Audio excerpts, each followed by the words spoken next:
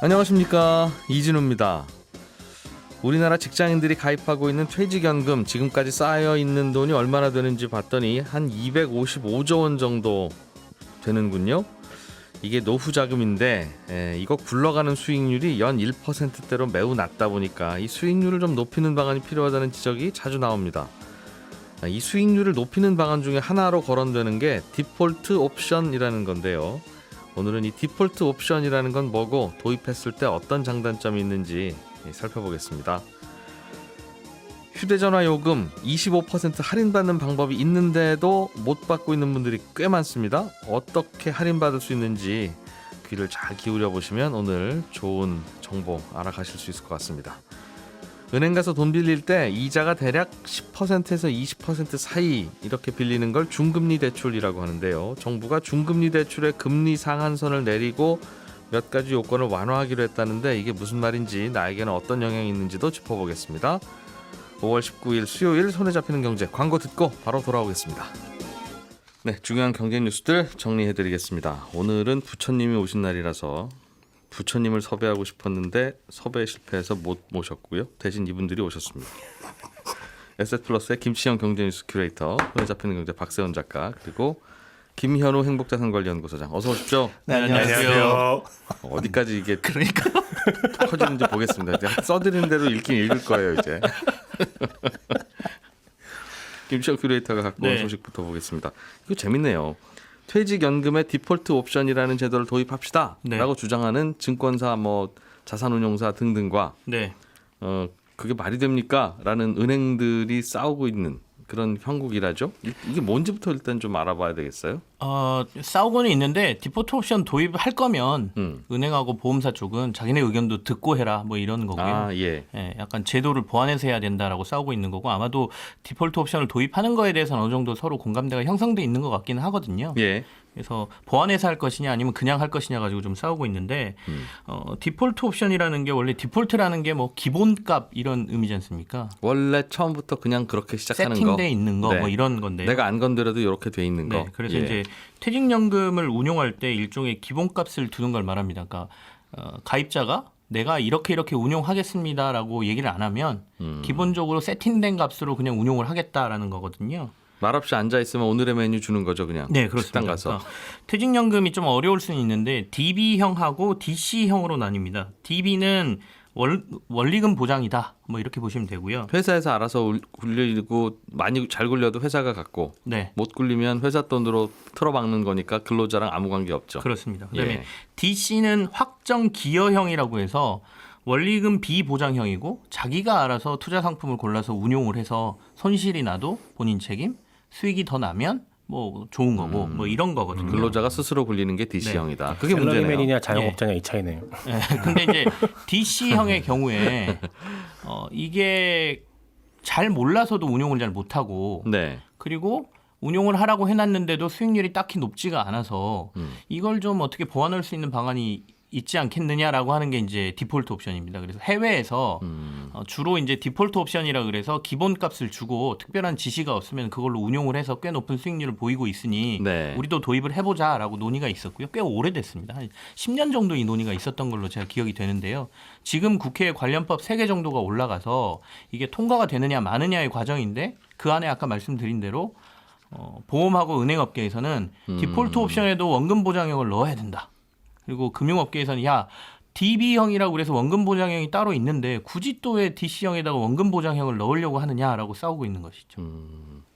DC형은 근로자가 알아서 굴려야 되는 건데, 회사에 따라서는 우리 회사 퇴직연금은 회사가 알아서 굴려주는 DB형입니다, 신경 끄세요 하는 회사도 있고, 근로자 여러분들이 직접 굴리셔야 됩니다라고 하는 DC형이 있는 회사도 있고, DB형 회사는 DC형으로 넘어갈 수도 있는데 그냥 나는 회사 어떻게 다니다 보니까 우리 회사는 DC형이네 하는 경우도 있어서, 그럴 때 이 DC형을 어떻게 내가 굴릴 건지 이거를, 그러니까 원래 애초부터 난 잘 모르겠으면 그냥 디폴트 옵션으로 굴려주세요 하는 걸 만들자는 거죠. 그렇습니다. 그러니까 원래는 DC형을 선택하기 위해서는 근로자들이 동의를 해야 DC형으로 회사에서 도입을 할 수 있는 거거든요. 처음에. 네네. 근데 그냥 뭐 이제 중소기업들 같은 경우에는 원래 DC형으로 도입돼 있기 때문에 네. 잘 모르고 처음부터 DC형을 가입하시는 분들도 있고요. 네.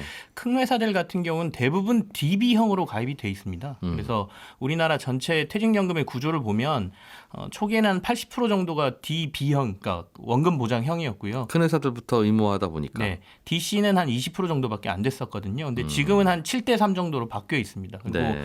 또 퇴직연금을 가입하는 근로자들이 좀 적극적으로 운용을 해보겠다는 사람들이 늘면서 DC형이 느는 것도 사실 있고요. 예. 근데 방금 말씀하시는 것처럼 나는 굳이 내가 굴리고 싶지 않고 원금 보장에 대한 조금 욕구도 강하고 그다음에 잘 몰라서 못 굴리겠다는 사람들을 위해서 디폴트 옵션 같은 걸 주고 네. 꽤 안정적이면서도 뭐 흔히 말하는 중위험 중수익 정도로 올릴 수 있는 예. 기본적인 상품을 넣어놓자라는 논의가 되겠죠. 그러니까 다 그냥 지금은 DC형입니다. 그러면 다 은행 예금으로 대부분 되어 있어서 네네. 수익률이 거의 안 나오는데 네, 그리고 그것도 근로자가 신경도 못 쓰고 그냥 회사 다니느라고 바쁘고 그러니까. 그렇습니다. 근데 그럴 때 그 처음부터 신경을 아무도 안 쓰더라도 이런저런 투자 상품들도 좀 가입을 시키자 그 말이군요. 네네. 아예 아무도 말 안 하더라도 네네. 그게 디폴트 옵션이다. 지금 DC형의 평균 수익률이 한 3.47% 정도 예. 나오고 있어요. 예. 그러면 아까 원금 보장형 상품의 수익률이 한 1% 내외 정도 되거든요. 그러니까 이게 DB하고 DC의 차이가 너무 적고 네. 사실상 퇴직연금 밖에 목돈이 없는 사람들이 이걸 관리해서 노후를 좀 더 대비해보고 싶은 사람들 그리고 당초에 DC형을 도입한 목적 자체에 조금 이 수익률 자체가 미달된다라고 지금 평가를 받고 있거든요. 예. 그렇다 보니 조금 더 적극적으로 운영해보자는 내용이 들어있다고 해석할 수 있겠습니다. 본인이 알아서 운용할 수 있다, 운용해보겠다 하는 분은 관계 없는데 네네. 알아서 하실 거니까. 도대체 퇴직연금이라는 게 뭔지 모르겠다. 하여튼 회사에서 쌓아준다고는 들었다 정도까지만 아는 수많은 근로자들은 네네. 많죠. 그냥 은행 예금에다만 대부분 넣어놓고 있을 텐데 그러지 말고 그걸 사실상 정부가 알아서 국가가 알아서 이 뭔가 디폴트 옵션이라고 하는 포트폴리오를 만들어주자는 뜻인가 봅니다. DC형을 고르게 되면 그 안에 여러 가지 상품들을 고를 수가 있어요. 주식형 펀드나 뭐 채권형 펀드 아니면 네. 뭐 예금 같은 원리금 보장 상품을 고를 수가 있는데 회사에서 DB형 할래, DC형 할래, 어쨌든 아니면 DC형만 있습니다 하면 예 알겠습니다 해놓고 그 내부의 상품을 고르는 분들이 거의 없는 거죠. 그렇겠죠. 근로자들이 없는데 은행이나 증권사 입장에서 이분의 DC형의 선택은 받고 퇴직금이 따박따박 들어오는데 그걸 어떤 상품을 넣을까 아무 말이 없으니까 보통은 어떻게 하냐면 그냥 안전한 상품에다 넣어놓습니다. 왜 위험한 상품에 넣었다가 마이너스 나면 나중에 그건 누가 책임져요. 그러다 그렇겠죠? 보니까 안전한 예. 상품에 들어가는 게 지금은 디폴트죠. 지금의 사실상, 디폴트는 사실상 디폴트. 예, 사실상 디폴트. 그래서 나중에 가서 뚜껑을 열어봤더니 내 퇴직금이 왜 20년 동안 예금에 들어가 있어요라는 상황이 발생을 해버리게 되는 거고. 네. 그래서 그걸 전제하는 게 그럼 DC형도 위험하게 공격적으로 굴리자. 그럼 수익이 많이 날 거 아니냐가 전제가 네. 깔린 거죠. 주식형 예. 펀드 같은 투자를 하면 수익률이 많이 날 것이다. 근데 반드시 또 그렇진 않아서.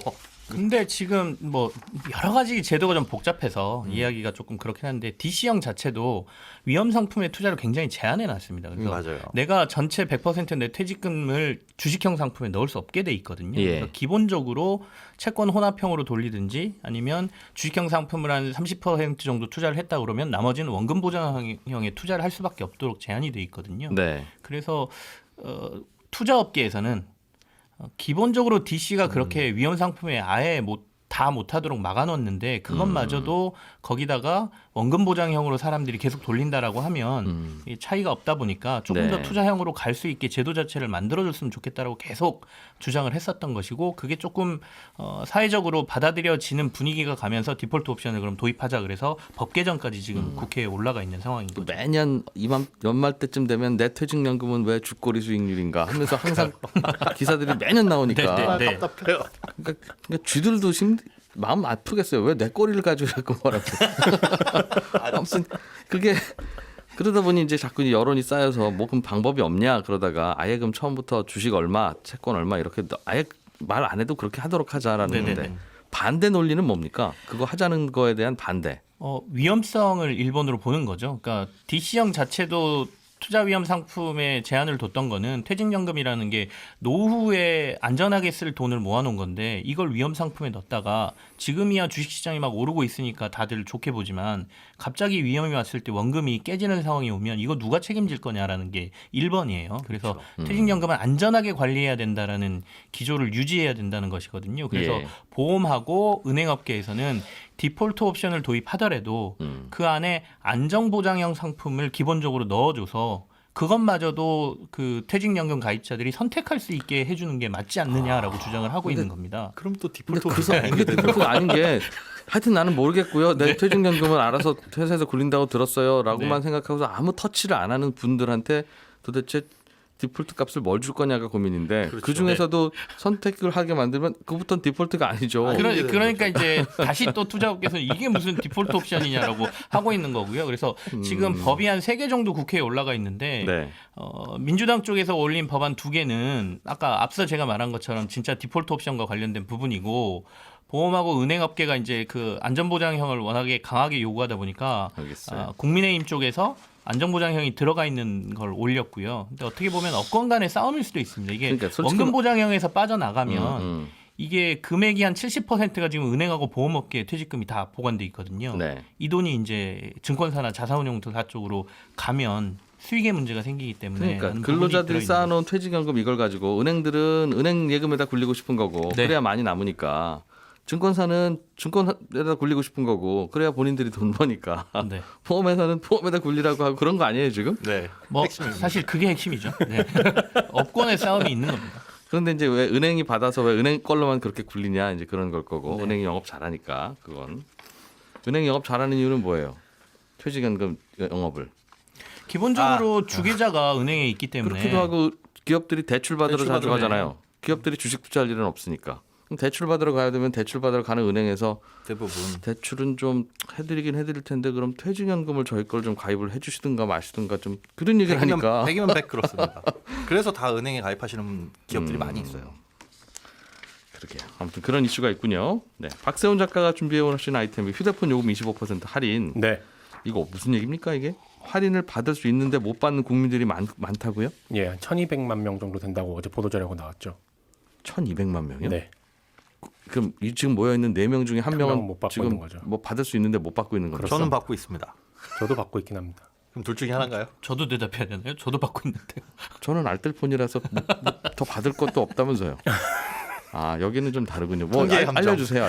일단 받을 수 있는 경우가 크게 3가지입니다. 1번 대리점에서 새 단말기 살 때 단말기 보조금 받으실래요? 아니면 통신요금 할인 받으실래요? 라고 묻거든요. 예. 그때 저는 요금 할인 받겠습니다 라고 하면 받을 수 있고 네. 2번 중고폰을 샀거나 전자제품 전문 매장 혹은 인터넷에서 산 자급제 폰 있죠. 그리고 해외에서 단말기 직구한 경우 이 경우에도 신청하면 요금 할인 받을 수 있습니다. 아무튼 내가 가입하러 갈 때 내 주머니에 단말기가 이미 있는 거예요. 그렇죠? 그렇습니다. 그런 경우에도 요금 할인 신청을 받을 수 있다. 그렇습니다. 할 수 있다. 네. 3번 이미 통신요금 받고 계신 분들은 약정 기간 끝나면 다시 신청해서 받을 수 있거든요. 그리고 이거 중요합니다. 단말기 살 때 단말기 보조금 받았던 분들 있죠. 약정 기간 끝나면 통신요금 할인 신청해서 받을 수 있거든요. 근데 이걸 모르고 지나가는 분들이 있어요. 나는 단말기 보조금 받았으니까 이제 통신요금 끝났구나. 할인 못 받는구나. 안 되는구나 하는 분들 계신데 요 분들도 약정 기간 끝나면 신청해서 받을 수 있습니다. 다시 네. 처음 다시 알려주세요. 다시. 일단 대리점에서 주머니 아무것도 안 들고 그냥 대리점 가도 이 새 휴대폰에 저희가 보조금 들여서 뭔가 기계 싸게 살래요? 기계를 싸게 사실래요? 아니면 그냥 기계는 제값 주고 한 100 몇십만 원 내고 사시고 네. 할부를 하시든 뭐 어떻게 하시든 그 대신 기계를 제값 다 주고 사셨으니까 한 통신요금 달 할인을 요금에서 드릴게요. 한 25% 할인을 받으실래요? 2년 동안. 둘 중에 하나 하시면 네. 됩니다. 라고 할 때는 선택하면 되고 관계 그렇습니다. 없고 중고폰을 사갖고 갖고 가거나 아니면 어딘가에서 단말기를 하여튼 구했다. 네, 그거는 갖고 가서 무조건 나 25% 할인 해주세요 해야 되겠네요. 그렇습니다. 이거는 신청해야 됩니다. 안 할 안 이유가 해도. 없네요. 네, 안 할 이유 없죠, 당연히. 이것도 꼭 하자. 네, 하셔야 합니다. 근데 그 할인이 평생 되는 게 아니라 1년 혹은 2년. 처음에 할 때는 2년 동안 할인을 해주고 그 네. 기간이 끝나면 예. 다시 요금이 올라가겠죠. 10만 원 내던 게 이제 10만 원짜리가 7만 5천 원 내던 게 네. 다시 10만 원 올라갈 텐데 그럴 때 다시 깎아주세요 하는 할인을 못 받는 분들이 1,200만 명 그거죠. 꽤 된답니다. 그러니까 내가 요금 할인을 받고 있구나라고 생각하고 이제 계속 쓰고 있는데 네, 그 신청한 날짜부터 1년 또는 2년이 2년. 지나면 네. 다시 요금이 올라가는데 네. 네. 나도 모르게 네. 어차피 난 자동이체 시켜놨으니까 신경 안 쓰고 있다는 거군요. 혹은 이제 혜택이 없다고 끝났다고 생각하는데 다시 신청하면 또 해준다라는 거죠. 아니 다시 신청을 꼭 안 해도 해주지 왜 어차피 신청만 하면 해줄 거 왜 아니 신청할 때 뭘 좀 의무가 생깁니까? 의무는 약정 기간 다시 정하는 거 말고는 없죠. 네. 1년 혹은 통신사가 1년 혹은 이제 2년. 두 가지로 활용을 하는데요. 예. 고객을 묶어놓기 위해서. 그러니까 2년간은 약정 할인이 돼 있으니까 고객들이 남아 있다가 음. 번호 이동을 하고 다른 회사로 옮겨가는 경우가 있거든요. 네. 그러니까 그때는 얘기를 해줍니다. 옮겨가려고 하면 네. 이거 약정 할인 받으시면 저희가 계속 요금 할인해 줄 수 있으니까 1년 동안 더 있으실 수 있어요라고 묶어놓는 방안으로 활용을 하는데 아하. 그런 의사를 안 보이면 그냥 조용히 있는 거죠. 왜냐하면 요금 더 받을 수 있으니까. 내가 나는 앞으로 한 달 동안 혹은 1년 동안 이 식당만 이용할 테니 네. 그 대신 이 식당에서 파는 음식을 밥값 좀 깎아주세요. 30% 깎아주세요 하면 깎아주는데 네. 그게 1년 동안 깎아주는데 1년 하루가 넘어가는 순간부터는 그날부터는 안 깎아준다는 거군요. 그렇습니다. 그렇습니다. 1년째 단골인데 그다음부터는 또 1년 약정을 해야 나 해야 1년 더 깎아드립니다. 단골할게요. 네. 네. 그럼 그거 잊지 말고 약정 할인 하자 신청하자 이런 겁니까? 그렇습니다. 김현우 소장 같은 경우는 캘린더에 저장해 놨어요.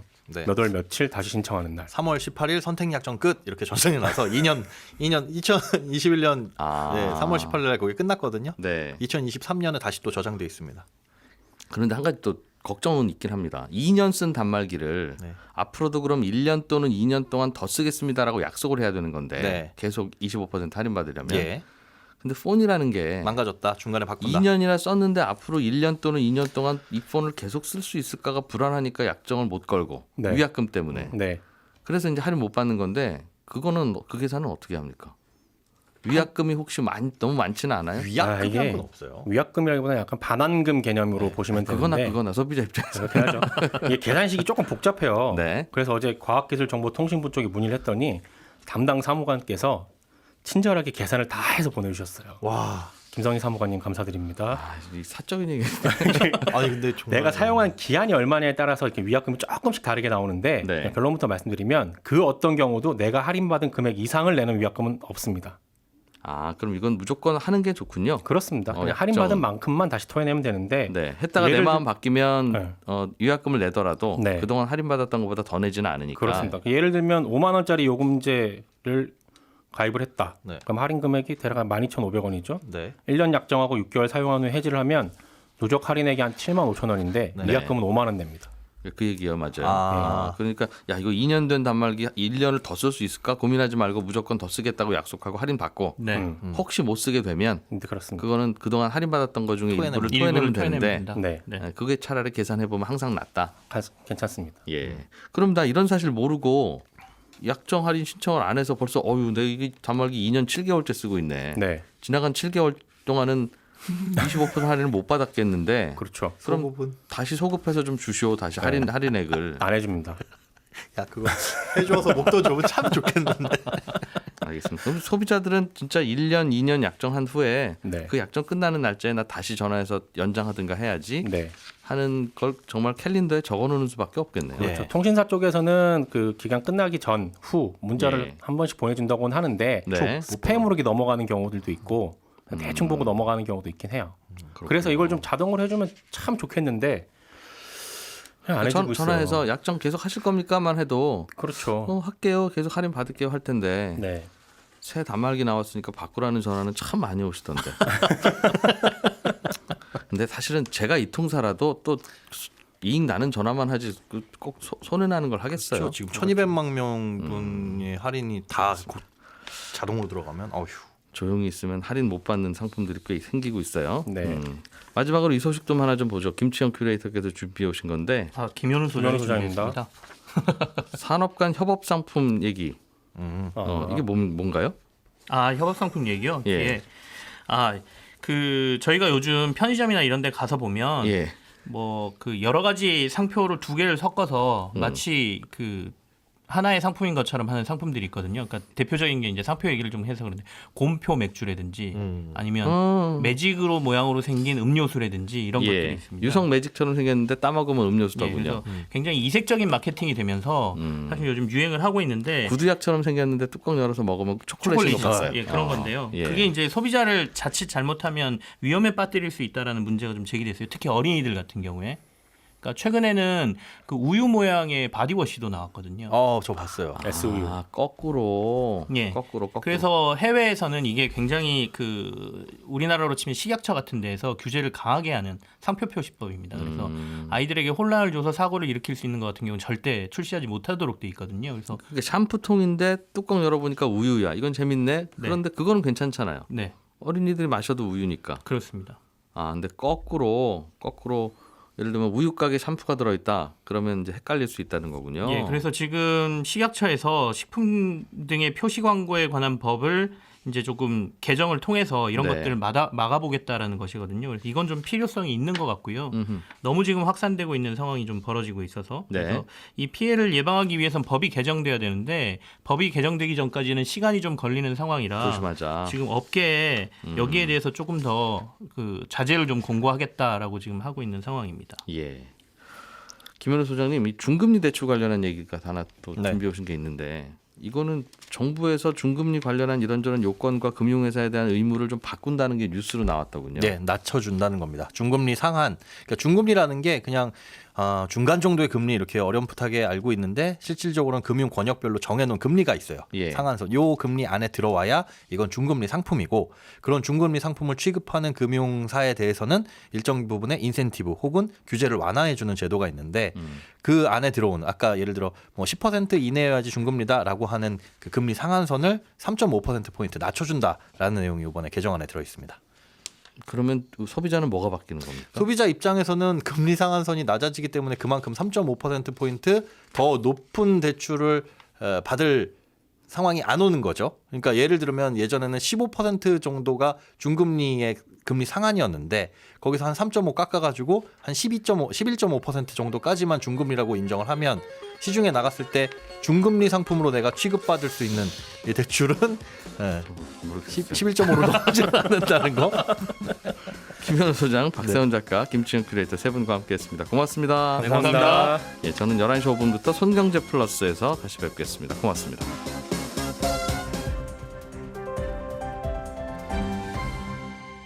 경제를 생각하는 사람들의 즐거운 습관. 이진우의 손에 잡히는 경제.